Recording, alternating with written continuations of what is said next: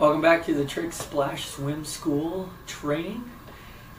Today we're covering swim philosophy, and this is specific to the swim program and is designed to help the swim curriculum be in line with the overall company mission, which is to make a positive difference in the lives of our students.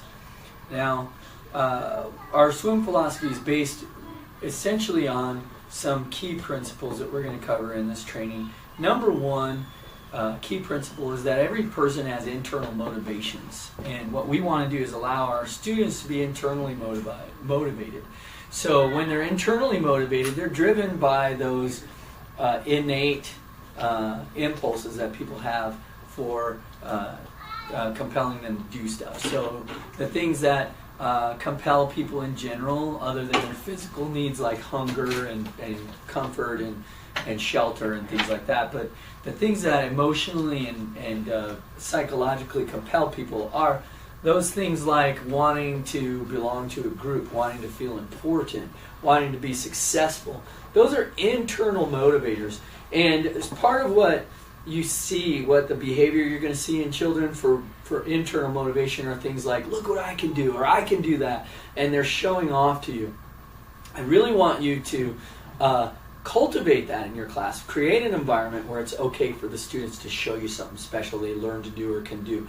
If you make it too clinical, wherein is you're shutting down that initiative that kids have by saying, oh, it's not your turn, or gee, we're not doing that right now. If you do that too often, you're squelching that internal drive that kids come with for learning and acquiring new skills and new knowledge and new information. The part of the reason they do that is to impress you, and that's their internal drive. So if you don't give them that opportunity to impress you, then you're not really allowing your students to cultivate that drive in themselves, and you're not taking advantage of one of the most important key ingredients to having good progress in your class, which is to have willing students that are a partner in their progress. If you want the students to be a partner in the progress, what you need to do is make sure that they are motivated to attempt the skills and to help you out with that by being internally motivated. And that's opposed to external motivation. External motivation is something wherein you're saying, do the trick and I'll give you a high five, or if you do this, then we'll all clap for you, or if you do this, your mom's going to buy you a treat, or something like that. A lot of parents use external motivation strategies, and I'm not trying to point fingers or blame. I'm just saying that if you start using external motivators, your child, what you're training your students to do is to become negotiators. Then they know that there's something they can get out of you for something you're asking them to do. And they may not be consciously negotiating that.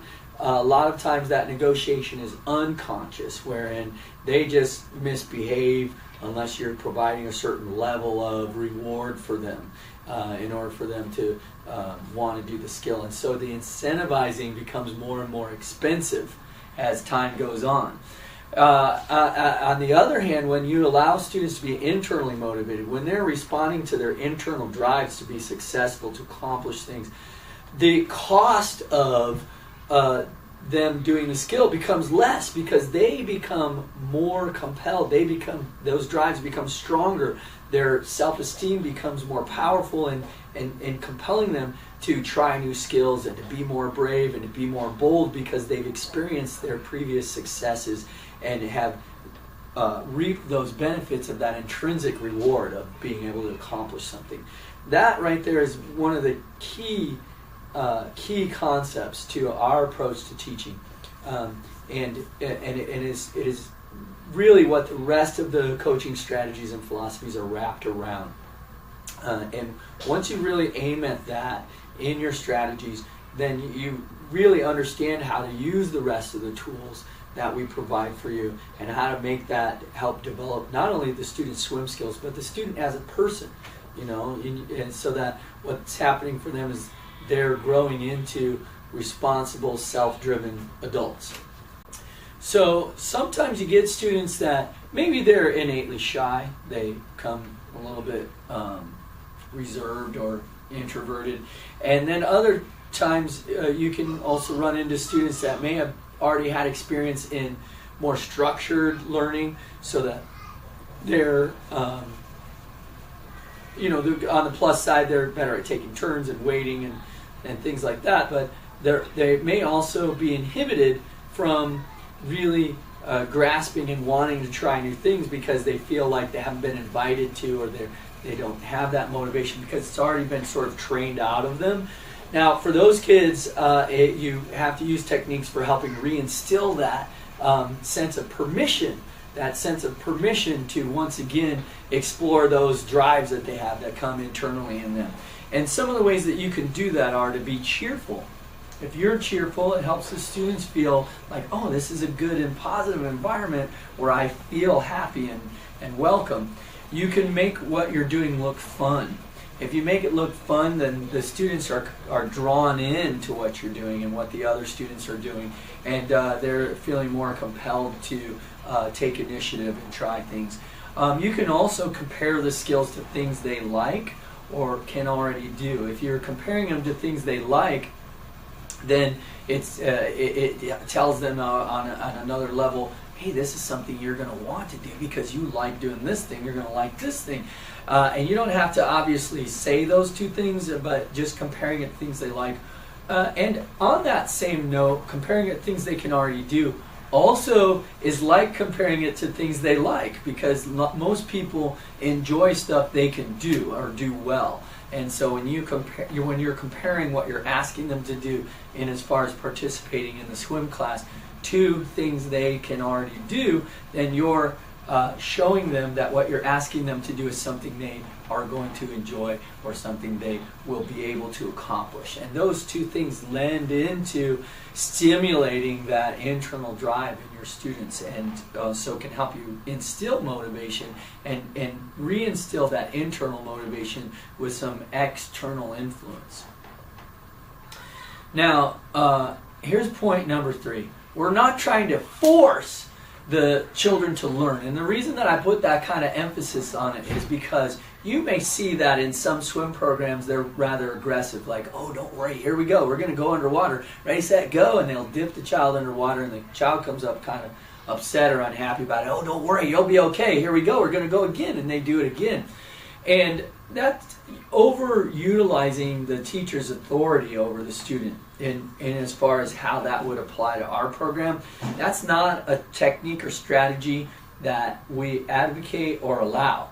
That's a tool to take out of your toolbox. We don't allow authoritative teaching strategies, and we don't allow aggressive teaching strategies. Now, safety is a different story. There are instances where you may need to be beyond assertive but aggressive about safety, and you may need to be you have to absolutely be authoritative about the safety rules. The safety rules are not optional, so therefore every safety request you make should be sounding like a command rather than asking like an option, right? So you don't want to make safety things sound optional. What I'm referring to when I say not forcing them to learn is skill development, right? Because we're not using those aggressive techniques doesn't mean that we're not also understanding that we are the authority of class. So the reason that I really said force is because there's an implied amount of force just in the fact that you're bigger than they are. Just in the fact that you're an adult and they're a child. They're already feeling like, well, anything that person asked me to do may not be optional, because most of the time, people do say, hey, can you make sure to keep your hands to yourself, and then I don't, and hey, you're on timeout. That's sort of akin to, hey, would you like a cookie? No, thank you. Well, you're on timeout. We're not using that kind of approach, right? We're going to use commands when they're commands and options when they're optional. So if you give a child an option, then you respect their choice. If you say, would you like to do it with my help? And they say yes, you say, no, I think you can do it by yourself. That's contradicting the fact that you gave them an option. So it's important that you recognize that although we're not trying to be aggressive and forceful and authoritative, there is a certain amount of authority that is implicit in you being the teacher. And I'm not advocating that you abdicate that authority in class, but only that you temper it with your teaching style and strategies. So how do we compel the students to do skills without forcing them to do the skills? That's really what the bottom line of the balancing act that we're trying to accomplish here is.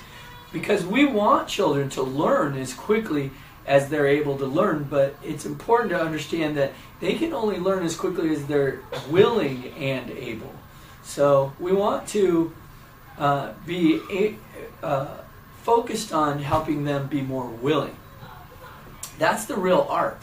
If a lot of parents get caught in a trap, and a lot of traditional approaches to teaching create a trap where the teacher's too focused on what the child's able to do.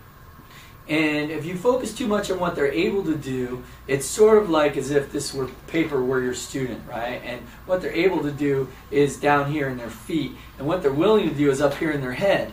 Well, if you're always focused on what they're able to do, and what they're willing to do is slightly less than that, they're always digging their feet in against you. Their feet are, and you're dragging them along.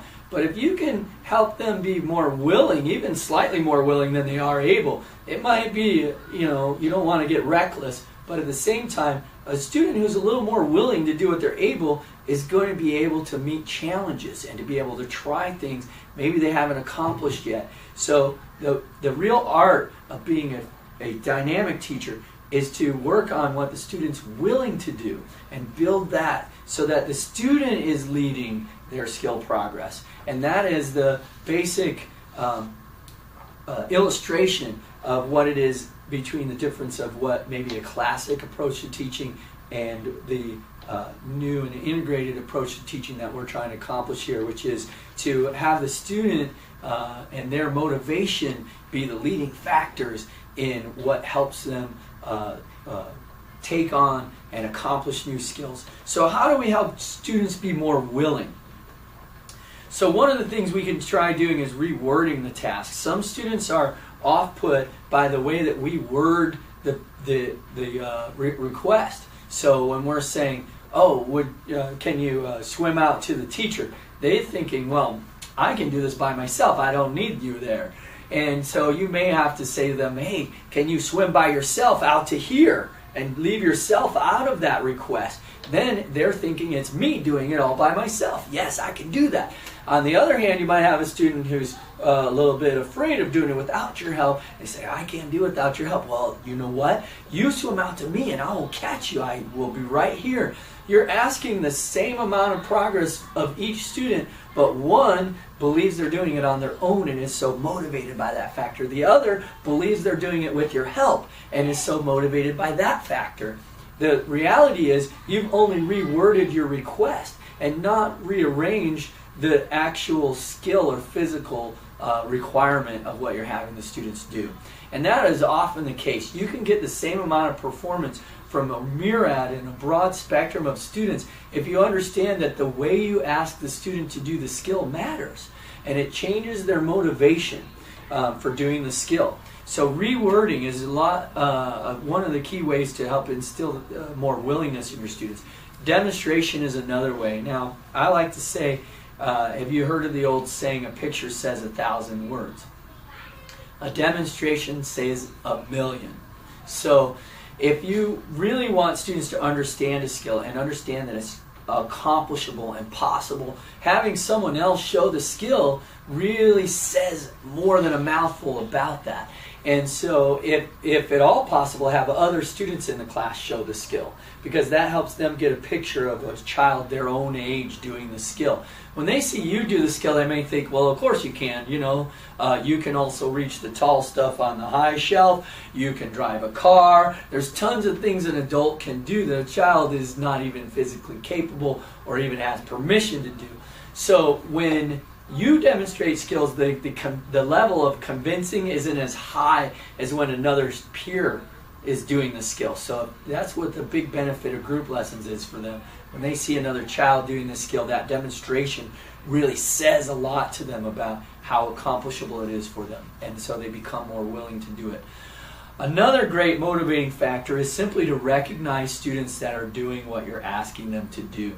This is good not only as a skill development thing, but also as a safety and class cooperation tool. If you're focused on the students doing the wrong thing, everybody's attention goes onto those kids doing the wrong thing. But when you ask students, hey, let's see who's sitting on step one, and you recognize the kids who are in the safety zone, if you're recognizing those students that are doing what you're asking them to do right away, those students pay attention to that. Everybody pays attention to the student that's getting the recognition or your attention.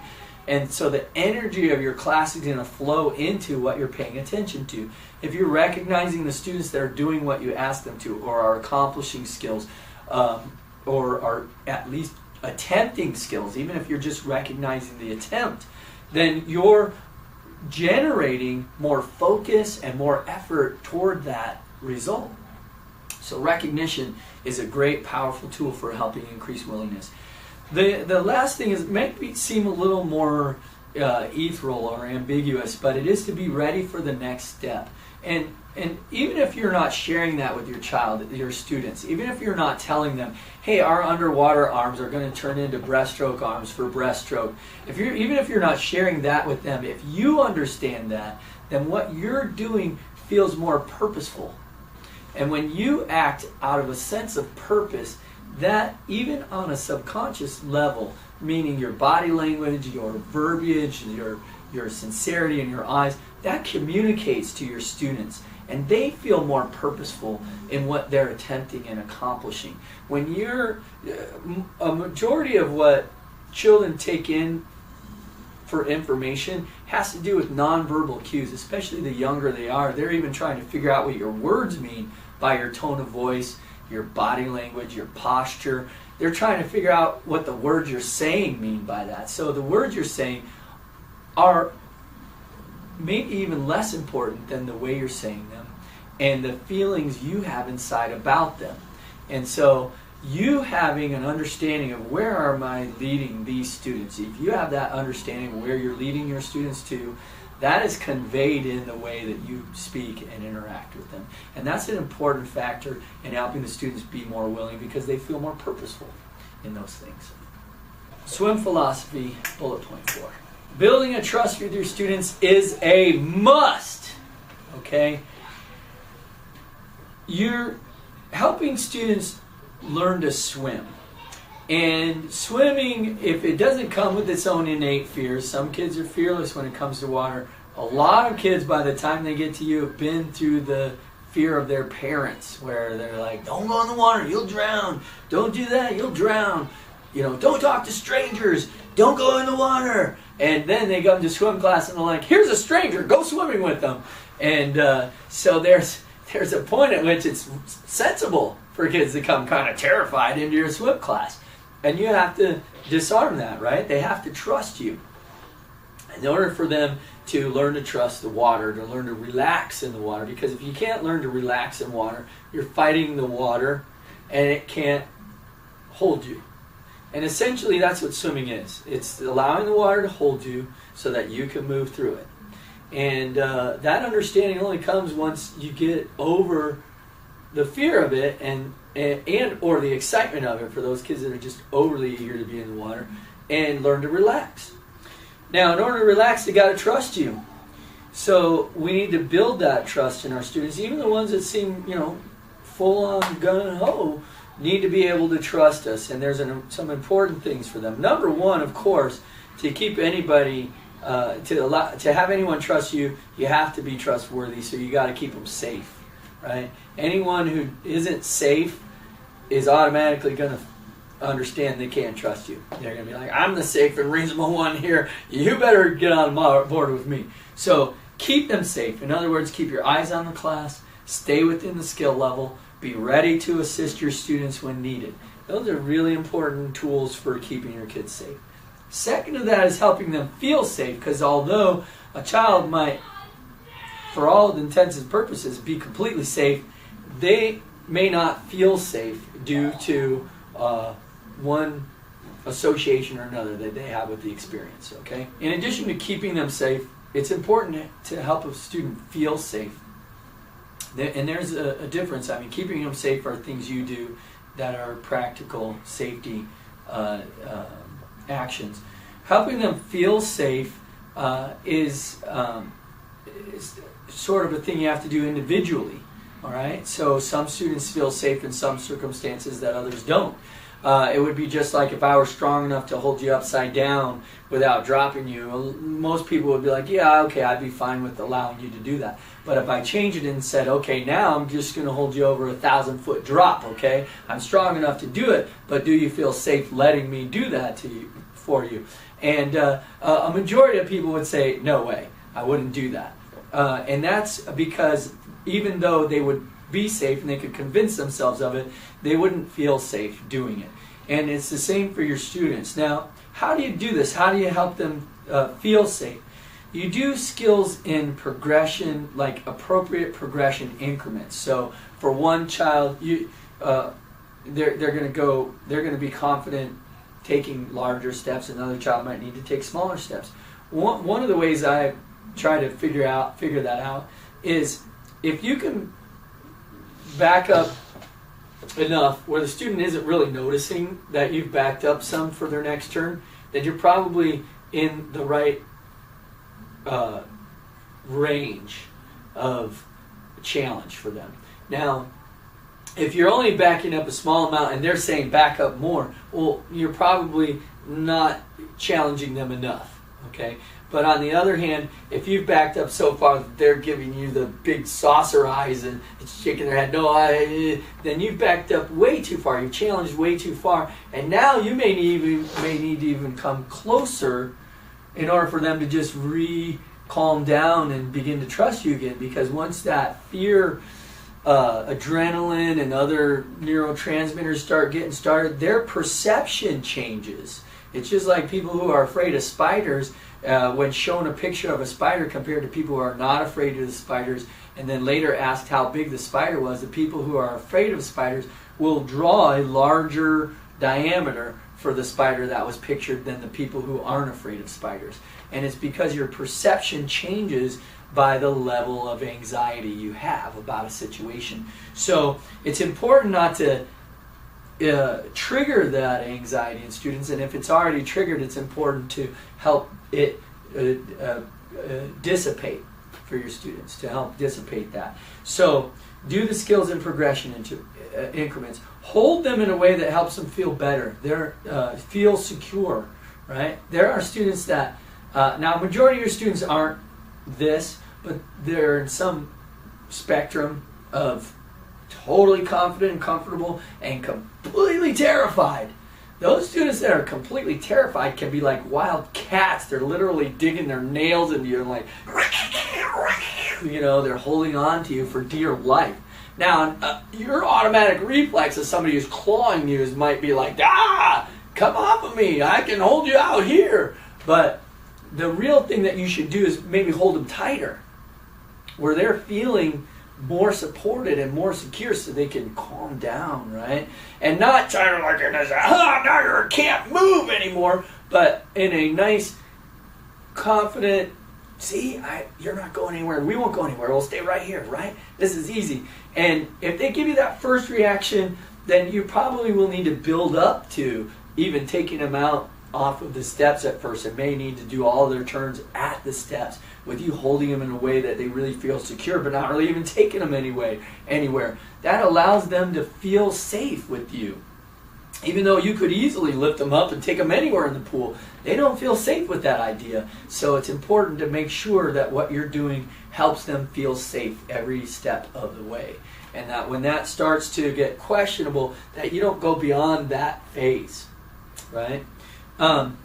Another good indicator for helping them feel safe is this. If you're spending more time negotiating with a student, come on, I'll be there, I'll help you, I'll be right here, than it takes for them to actually do their turn, then you're probably challenging them too far beyond their feeling of safety. If it takes you maybe one or two, like, oh, don't worry, I'll catch you, and then they go, that's fine. There has to be some point at which you're challenging them, right, in order for them to progress. But if that challenge is so much that every turn is a big negotiation and submit your affidavits, then you're wasting too much time on that, and you could be building much better momentum with your student by sticking to things that they're going to do fairly quickly and building up that confidence so that you can build up to the challenge so that they can have the confidence and the willingness to do the things you're asking them to and not feel so doubtful on every turn. Another important tool is to be honest. The main reason that I put this in there is because a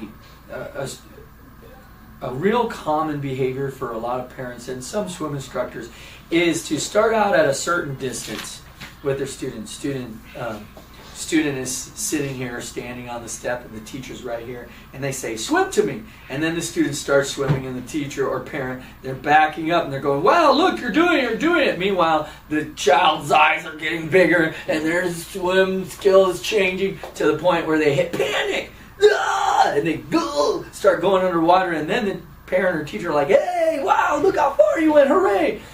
And the child's in panic, and then they repeat it, and they panic, and they repeat it, and they panic, and soon, what is the child associating with the skill? Panic!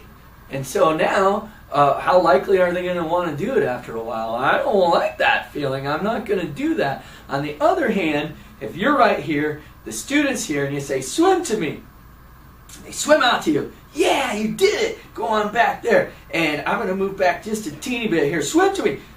You did it again. Awesome job. Go swim back here." What is the student associating with the skill? What feeling?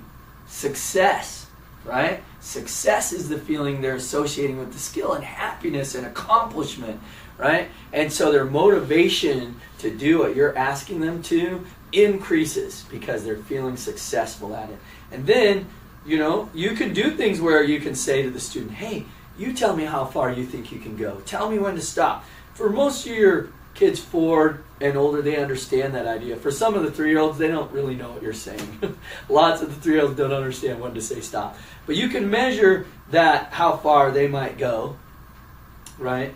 And then they'll tell you, "Stop," and then you swim to them. Now, the bottom line of this is to be honest with them.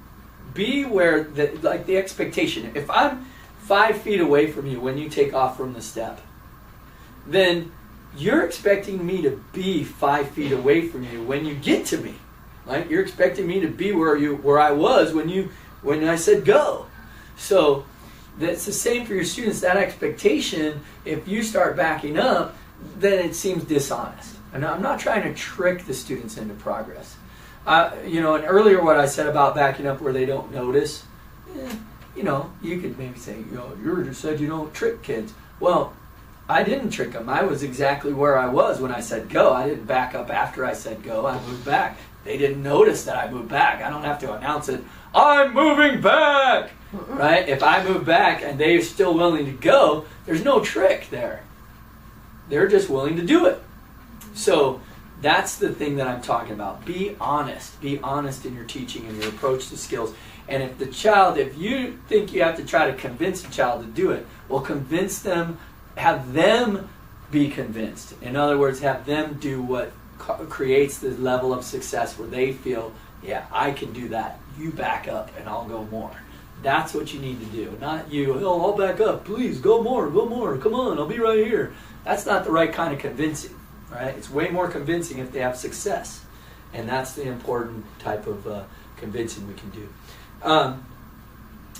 Another important tool is to be reliable, and that really is just like what is a reliable employee? A reliable employee is one who is on the job. They have good attendance and they're on time. That's reliable. If you're reliable with your classes, they can build a relationship with you. If you're here one week and sub the next week and then here the next week and sub thereafter, there's no consistency there. There's no reliability to help the student build that foundation of trust with their teacher. And that's important. It's also important to be genuine, to be friendly, to be sincere, right? To be realistic about what you're expecting of them. If I've had a lot of parents come in with their students initially and say, they don't like to get water in their eyes. And usually I say to that, I haven't really met anyone who likes to get water in their eyes. I don't either. I don't like to get water in my eyes. But you know what? I'm going to teach you how to swim and how to do things so it won't bother you as much. Right? Because after all, it's not like the water in the eyes feels any more comfortable ever in the future. The only thing that happens is you realize that I can swim, I can get water in my eyes, and then they feel fine. And that all comes through building up your confidence and skills. It doesn't come by showing, look, I like water in my eyes. Ha ha ha, it's fun. The minute they get, you lied. That's not good. I want you to be sincere and genuine with them and relate to them. But not in a way that says, I don't like water in my eyes either. Let's not do that. You don't want to make it seem like it's going to be a bad thing. You just want them to know that maybe it's not so pleasant to put water in your eyes, but you're not going to need Band-Aids later to help your eyes heal up after getting water in them. Or I even say, it's a good thing eyes are waterproof, because then the water doesn't stay in there forever. Things like that really help the child see you as a person who's sensible and makes sense and is relatable to them if you're a genuine person with them, and not always just trying to, hey, I'm going to sell you on swimming, You're not really there to just sell them on swimming. You're there to help them learn how to swim. Number 5, building self-confidence is one of the key lessons at Tricks. Self-confidence, it's in our mission statement, right? We're going to build self-confidence that will last a lifetime. So, what is self-confidence for one thing, right? And then how do you build it? Self-confidence is, by definition or by, analyzing the word itself, it's when a person feels like they can do something, or they feel a not just a self-importance, but an ability to do something. They have a belief in their ability to do something, right? So, how do you get self-confidence? If I tell you, you can do it, you can do it, you can do it, is that going to build up your own feeling of you can do it? Well, it may influence your own thoughts. After all, if somebody's always telling you can't do it, that might influence your own thinking about whether or not you can accomplish something. But really, self-confidence is a result of realizing that you are doing something well. It's the realization that you can do something. Well, how are you going to get a realization that you can do something without actually accomplishing something? So that's the important part to understand. No matter how much you praise a child, you can't give them self-esteem. However, if you're able to help a child learn a skill or learn something that they couldn't do before and recognize that achievement, then that self-esteem is a result. That's what they gain as a result of that action, right? So the key important, there's 2 factors there. Number 1 is they have to actually accomplish something. And then number 2 is they have to recognize that they've accomplished something. Then they have that feeling of self-confidence or self-esteem. Okay? So, helping them accomplish something, might not be too difficult, but helping them understand that's an accomplishment might be the tricky part. And so it's important, there's a couple of ways to help a child recognize their accomplishments. Number 1 is to set a clear goal for them, right? So they have to have something to aim at, and then they can accomplish it, and then they will know when they've accomplished that thing. That's what helps them get an accomplishment. So helping them do that, setting those, when you do those progressions and those increments, helping occasionally point out, look, here we're going to swim this far. Wow, look how far you swam. Then they feel accomplished at that.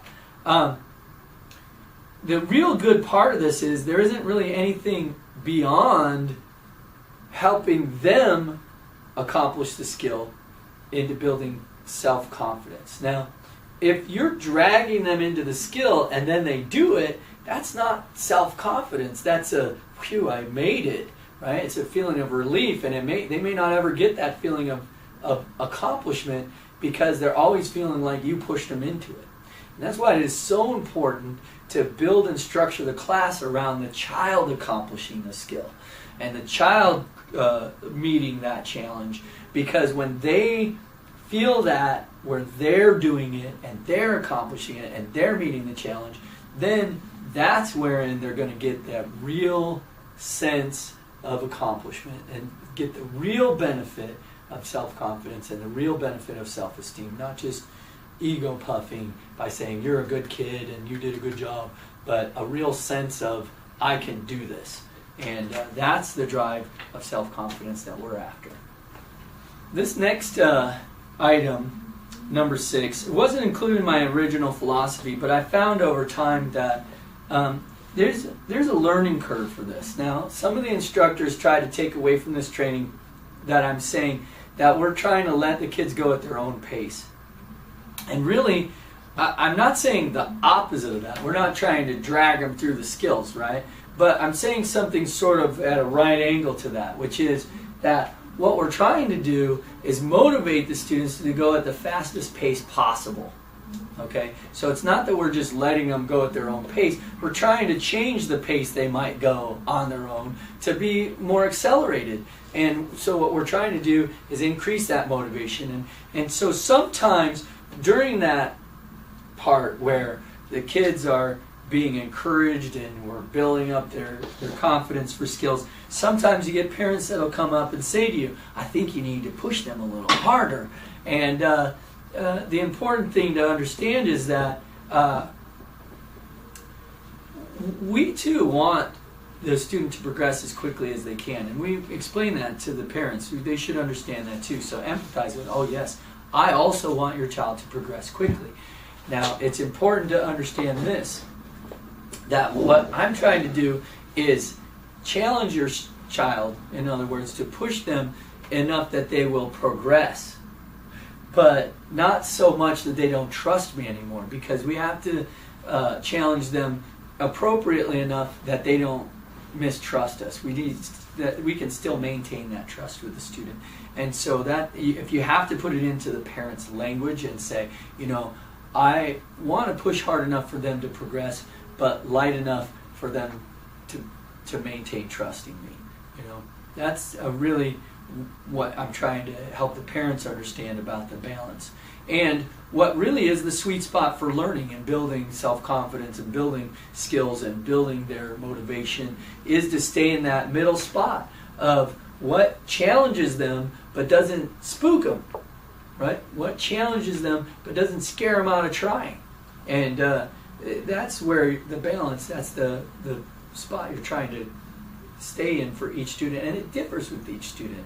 You can't change from one student to, you can't keep the same strategy from one student to another without your real effect diminishing. So, yeah, I don't want you to be aggressive, and a lot of times parents are indicating that when they say you need to push them. You just need to dunk them under the water. On the other hand, if a child is telling you they're ready to do it, if they're saying, I want to go underwater, or I want to get that diving friend from step 3, and then they get down there and they're like, ugh, I'll ask them, do you want me to help you go underwater?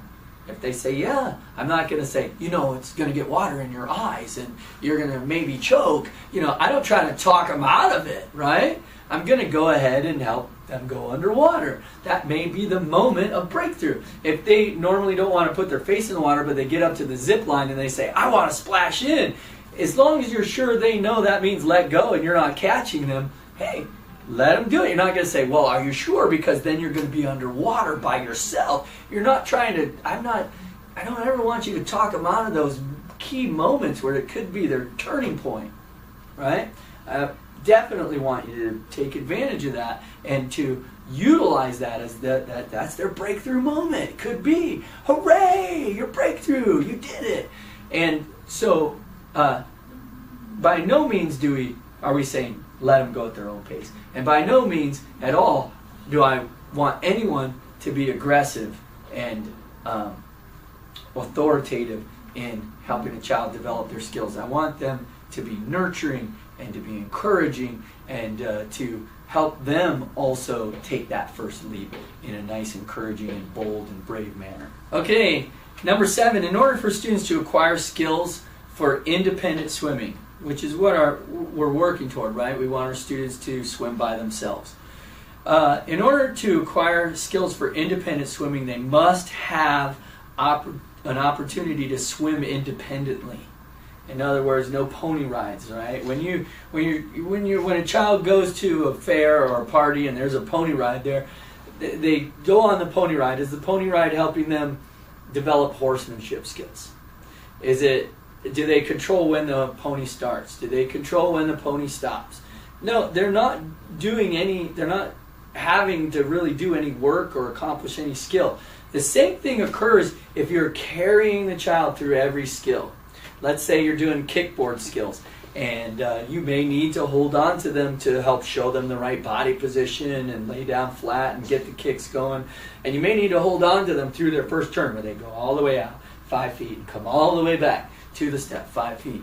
But on their next turn, I would encourage you, instead of carrying them out for another turn 5 feet and then carrying them back another turn 5 feet, I would encourage you instead to help them get in the correct starting position and then kick out the amount of feet you feel like they're going to be successful at. Maybe it's 6 inches they're going to be successful, or the amount that they're willing to. Some students are just too afraid to really go for it on their own. And so I scooch about this close to them, and then I say, okay, and they're in the right position. I say, ready, set, go, and they crash into me in less than a half a second after they take off, and I go, ooh, maybe I'm too close. I better scooch back a little bit, and I scooch back a teeny bit, and they think it's hilarious, and they want to do it again. So then I have them do it again, and they go this much again. Ooh, wow, and I scooch back another teeny bit, and they're doing what they can or are willing to do on their own. And that builds up what they're able to do on their own. And that's what I'm after. Rather than carrying them through a skill and carrying them back and carrying them through a skill and carrying them back. Even if they spend days swimming this far to me, they're doing it on their own. Okay? And the likelihood is, if I start here and move out in increments that they're still willing to go right away, after one day they're swimming this far. The next week they're probably swimming this far. I might have to start here again the next week and just move back a little bit bigger. I might have to start here again the following week, move back a little bit bigger. Right? So as we go through that learning progression, it's again the student doing what they can on their own and me helping increase that by being encouraging and motivating and having the child also understand and feel more capable of what they're doing, because they're sensing their accomplishment. Me carrying them through, what sense of accomplishment are they getting? None, right? So it's important to have them do independent, have them do stuff on their own that they can accomplish, and then they will do more stuff on their own that they can't accomplish. Number 8, safety is paramount. The definition of paramount is top of the mountain. Safety is the highest and most important priority for a swim teacher. Safety is before learning. In other words, it's important that you're not risking your students' safety simply because you think you can get more turns in or it's more challenging to your students or anything like that. Safety is before ego. There's a reason that side breaths are not included in the skills and lesson plans for dolphins or basic swim class, and it has nothing to do with whether or not I think I can teach kids at that level side breath. It has everything to do with the skill progressions and the levels of safety and that expectation for the teacher. And so being the teacher that says, oh, well, my dolphins can all do side breath is not more important than sticking within the skill level. That's the rule, right? Stay within the skill level. So don't let your own ego drive you to go outside the skill level for those reasons of importance. And safety is before compassion. There are a number of times that I watch swim classes, especially the younger the kids are. But when I'm watching an instructor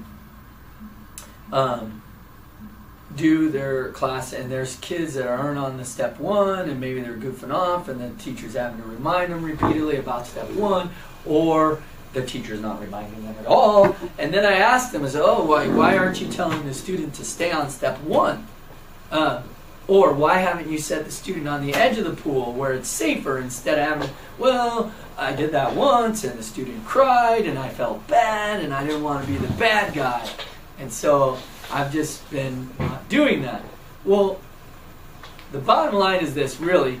There's nothing more compassionate than protecting the safety of your students. So even though I say safety is before compassion, safety is the most compassionate thing you can do.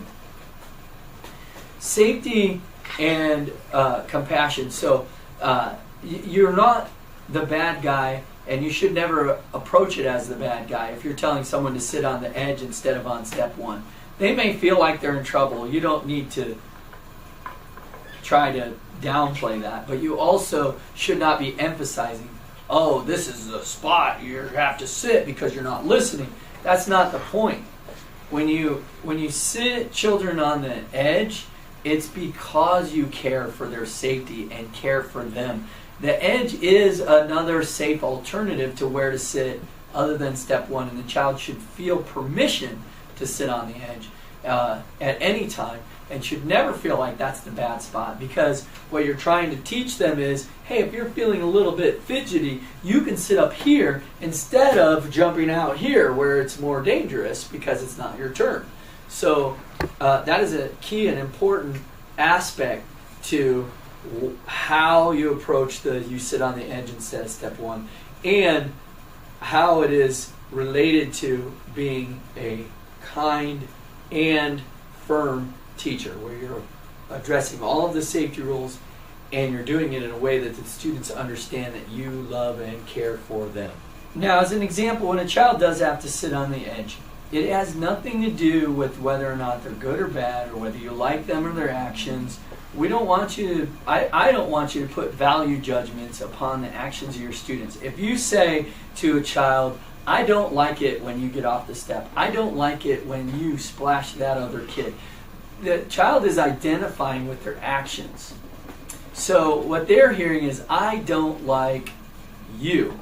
And no teacher would ever say to a student, I don't like you, so don't splash. I don't like you, so don't get off the step. But that's what a child hears when you tell them, I don't like what you're doing. Okay? If somebody comes up to you and say, I don't like your car, you sort of take it personally. But it's your car, man. It's not you, right? It's the same thing children do when you put value judgments upon their actions. You say, I don't like it when you splash. I don't like it when you're misbehaving. The child's getting the message you don't like them. That's not going to help them want to comply with you more. Now, instead, you're setting them up on the edge because you care for them. You care for their safety, okay? And so that's the thing that the edge is set for, okay? It's about helping the child understand that there are safe zones for waiting for their turn, and there are unsafe zones where they need to not be unless it is their turn, because then the teacher can keep a good eye on them. And I often remind you all need to stay on step one. It's the safety zone. It's where I know where everybody's going to be, and I can keep track of everyone safely. That's the important thing to communicate with your students about that. Sitting the student on the edge is not setting them out. Sitting the student on the edge is not to skip their turn. Setting the student on the edge is not a timeout or counting them out. It's intended to put them further away from the deep water that is dangerous. And so what you're doing is setting them on the edge to keep them safe. Okay? So in order to do that, let's say, you need to, let's just use this as an example of how to discipline. Discipline, and I'm not talking about punishment because we're not punishing people. Discipline means to teach or to lead, right? Okay? And the word disciple is to follow the teacher. Okay? So the step one, the first important thing is to give information. I believe that given enough information, most people will choose appropriately, okay, and children included. Now you want to clarify if they are still making mistakes when you think you've given them the information, like the rule, you have to stay on step 1 in order to stay in the pool. They're still not staying on step 1. Now you need to clarify this. And this is for all children ages 4 and up. We're going to go over how you handle kids that are 3 and younger, but 3 mostly because younger than 3, it's their turn all the time. The 3-year-olds are just learning to take turns, and the 4 and 5-year-olds, generally speaking, a majority of them, they know better. And so what you're trying to do is help them understand that what you say means something, and that the rules are important because they have consequences. So for most kids 4 and up, you're going to just reword and say, if you don't stay on step 1, then I have to put you on the edge of the pool. That's where you're going to be safer, because you can't come off the step when it's not your turn. I have to be there with you. The very next time after that, if they get off the step, then you follow through. You put the child on the edge. You say, please wait up here until you take your next turn. This is going to be a safer place for you, and you'll be safe. Now, from then on, every time they get off the step, then they sit on the edge till their next turn. They get off the step, sit on the edge till the next turn. Once it comes to their next turn, each time you can say to them, do you want to sit on step 1 or do you want to sit on the edge? They can choose. Oh, I want to stay on the edge. Okay, that's probably a good safe place for you. Oh, I want to sit on step 1. If you want to sit on step 1, you have to stay on step 1, because if you come off here down where step 2 or more, then you're going to need to go back on the edge again. So stay on step 1, and then you take your turns. Now that you've gone through that, they understand the rule. Now, some of you may know what the term natural consequence means.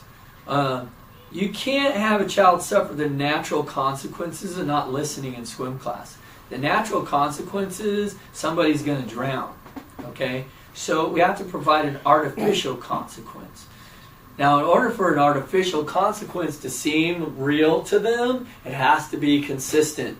So, once they understand that once they're off step 1, they sit on the edge, that has to happen every time they're not in compliance. That way it becomes more like a natural consequence, wherein it happens every time. Toddlers test gravity on their high chair, or babies, and they're like, oh, what happens if I drop this? Oh, it falls. What happens if I drop this? Oh, it falls. What happens if I drop this? Oh, it falls. There's a number of times they might wonder still what's going to happen this time, or be fascinated by it. After a while, it's understood and it's not so interesting. It's the same thing for your students. After a while, it's understood that I can just stay here or I can sit up here. And then they become more compliant with that, just as a matter of course, because your artificial consequence became the natural consequence of not staying on the step. That is the general process for reinforcing that particular safety rule, and applies in a general way to most other rules for your students for ages 4 and up. Now, there's some particular instances now that we're talking about philosophy and consequences, etc., where you have a child who is aggressive. If any child intentionally pinches, bites, scratch, kick, punch another student, there's no other steps. You send them out of class for the remainder of class. They're done with class doing any of that type of aggressive behavior. And the reason is this: none of the students who are getting bit or scratched or kicked deserve a second chance to get bit or scratched or kicked for that day. Okay? That student needs to go out so those students can remain unaccosted and remain safe in your class. After all, we're building an environment of nurturing and encouragement and positivity, and no one can feel that if there's some other kid punching or kicking or biting them. So that's the rule for those types of behavior, and that needs to be consistently enforced. I'm talking about aggressive physical contact. Now, somebody who's splashing, that can be redirected. Somebody who is making mean faces or saying things, that can possibly be dealt with without sending the student home right away, but may need to end with the student leaving if they're being aggressive in those still malicious but non-physical ways, a student may still have to be sent out of class, but possibly not right away. If you have any additional questions about that, talk to your swim director or manager for clarification. All right. Previously, we were talking about what I just mentioned was about teaching and disciplining students 4 and up, and especially about the step 1 rule, about the kids have to wait on step 1 while they're waiting for their turn. And the reason that I emphasize for 4 and up is because of their developmental readiness for following instruction, and also the likelihood that they participated in group events. And we're looking at that point for those age groups, the distinction between basically compliance and defiance, and helping understand what that means. Now, for kids that are 3 years old, a lot of those children, it's their first time participating in a group setting or an event where they have to participate taking turns. So structured learning, etc. So for what we may need to do is teach them how to take turns. Now, I'm going to show you 3 examples of a scenario where you have a child who might be overly exuberant and so not stuck to step 1. In other words, they might be getting up a lot off of step 1 in between turns. But remember, these are 3-year-olds.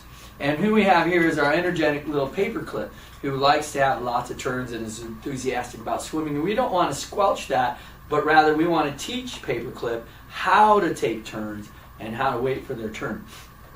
So first I'm going to show you a punitive teacher. So this is, I'm going to pretend like I'm the teacher. Okay, class, we just had our turn doing our kickboard. Now we're going to swim out to the teacher. Oh, good, here I go. Oh, paperclip. You need to wait for your turn there because you need to stay on step 1 until I call your name for your turn. And since you went first last time, we're going to take turns being first, and we're going to have our friend Highlighter go first. Highlighter, go ahead and take your turn. Wow, Highlighter, good swim to the teacher. I like those big kicks. High five, woo! And paperclip, yeah, I want to go. Oh, paperclip, I didn't call your name yet for your turn. Please wait there. And I'm going to call Ink Pen. Ink Pen, go take your turn. Wow, look how your face was in the water there, Ink Pen. Great job swimming. Oh, good, it's my turn to go. Paperclip, please wait on step 1 until I call your name for your turn.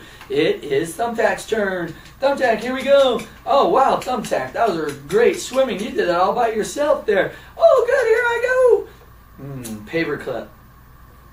You did not stay on step 1, and I told you to wait on step 1 for your turn, and so we're going to skip your turn. That's what a punitive teacher might do. What is the message that paperclip might be getting from me skipping their turn? What might that be telling paperclip? Okay, yeah, go ahead. That he's been bad the whole time? Sure, it might say, paperclip, you're bad. Okay, what else might paperclip get from that? You don't like him. I don't like you, paperclip. That's why I'm skipping your turn. He's 3, right? Also, paperclip might think you're a big liar because you said wait on step 1 and I'll get a turn. Finally, you gave everybody else a turn. I know it's got to be my turn now, and no turn for me. Like, do I need paperclip to feel bad in order to be a good performer in swim class? Probably not. Do I need paperclip to not to feel like I don't like him? Will that help him be a good student? Will it help if he doesn't trust me anymore? Right? Maybe he's going to feel like you're mean. Right? All of those things, all of those messages that paperclip's probably going to get from me punishing him as a result of that behavior probably are going to negatively impact his performance. Okay. Now, there's a possibility that he might okay, and then be a little bit more compliant, but that shutdown and that fit and all that might get more attention than it's worth. It's not necessary. Now, on the other hand, so I'm definitely not recommending that anybody be punitive teachers and that anyone skip turns for any reason. I don't think that that's the only reason you might skip someone's turn is if they go to the bathroom. You're not going to make everybody else just wait till they come back. You're going to take everybody's turn, and then when they come back, hey, guess what? You're back just in time for your turn. Okay? So we don't want them to feel like they're being left out for going to use the restroom. But there's no other time that there's no time that you're actually skipping someone's turn unless you have to for practical purposes, but definitely not for disciplinary reasons. Okay? So that's a punitive teacher. Now, I'm definitely not recommending that. This is a permissive teacher. Now, it's not super permissive because really a super permissive teacher would be like, oh, yeah, I want to go, paper. Okay, paperclip, take a turn. Now, thumbtack goes, oh, good, I want to take, okay, paperclip, take a turn. A permissive teacher would just let paperclip go every time, right? But we're going to do sort of a semi-permissive. We're going to do, okay, we're going to swim out to the teacher. Oh, good, I want to go. Paperclip, you went first last time, so this time we're going to have highlighter marker go first, and please wait till I call your name for your turn. Highlighter, come on out. Oh, highlighter's taking a turn. Wow, look at those big kicks. Oh, good, I want to go. Not yet, paperclip. It's still someone else's turn. It's Pen's turn. Pen's going to go, yay, Pen, way to go. What a job. You put your face right in the water there. Okay, now it's it's my turn. I want to go. Not quite yet. Paperclip, please wait over there. It's Thumbtack's turn. Thumbtack's having a turn. Wow, you did that swim all by yourself, Thumbtack. Oh, good. I want to go. Okay, Paperclip. Now it's your turn. You take your turn. There you go. Now that's sort of permissive. And what message might Paperclip be getting from that scenario? Taking turns. Okay, they might start to understand taking turns. What else? By letting them get up and then, oh, okay, go, they might be thinking, well, yeah, probably he forgot those other 4 times, so if I just keep reminding him it's my turn, then he'll remember eventually and I'll get a turn. Or maybe he wasn't going to give me a turn, but good thing I pestered him all the time about that. Or, if I really want to have a turn, I got to keep getting up because he keeps giving all the turns to everybody else. Okay, so the paperclip's not really learning yet how to take turns. Instead, it may in fact be reinforcing their behavior for me to just go, okay, yes, it is your turn. Go ahead and go, paperclip. Okay, so if I can't skip paperclip's turn and I can't just give them a turn, what do I do? Have them wait Okay, wait. till it is actually their turn. Okay, so when I go through the scenario, okay, now we're going to swim out to the teacher. We're going to take a swim out. Oh, good, I want to go. Oh, Paperclip, you got to wait for your turn, right? It's not your turn yet. I'm going to start with Marker's turn because you went first on kickboards. We're going to have Marker go. Oh, good job, highlighter Marker. Way to go. Nice kicks. Good job. Oh, here I go. It's my turn. It's not your turn yet, Paperclip. Please wait there till I call your name because it's Pen's turn to go. Pen's going, wow, Pen, you put your face in the water for that turn. Way to go. Oh, here I go. It's my turn. Not yet, Paperclip. I didn't call your name for your turn yet. It is Thumbtack's turn. Go, Thumbtack. Wow, Thumbtack, you did that all by yourself. Oh, good. It's my turn to go. Now what do I do? Please sit. Okay, Paperclip, I didn't call your name. Sit down there. And then what? All right, Paperclip. Paperclip, now it's your turn. Oh, yay, here I go. That's right. That's what you need to do. And here's the reason. Anybody's ever worked on a computer, you can make the screens, the windows go smaller and bigger. Almost everybody works in graphic interface now, right? A Windows type interface. So you can make the window smaller or you can make the window bigger. When the window's smaller, is all the same information displayed in there? Yes. Not usually. No? Not usually. Usually it only shrinks the size of the frame and not the size of the information in the window when you're working on a computer. Now on your screen, you're like a device, it's a little different on your phone.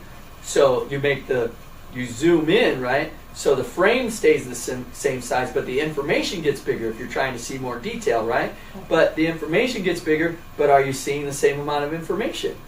No, you usually, in both cases, you're seeing less information.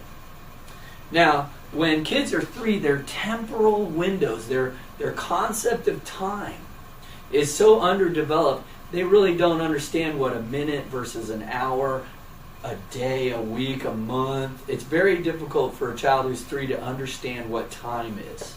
Okay? And so the idea that we're taking turns is a temporal thing. They don't know what turns means because it has to do with the sequence of time.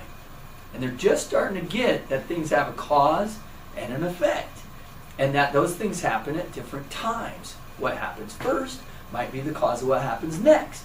That's where they're just starting to become conscious in understanding that. And so their understanding of taking turns is inhibited by this small temporal window, which really encompasses a very short amount of time. So in order for them to understand taking turns for some of these kids, it's very important that you take the cue and the whole instruction and put it into the moment when it's going to be their turn.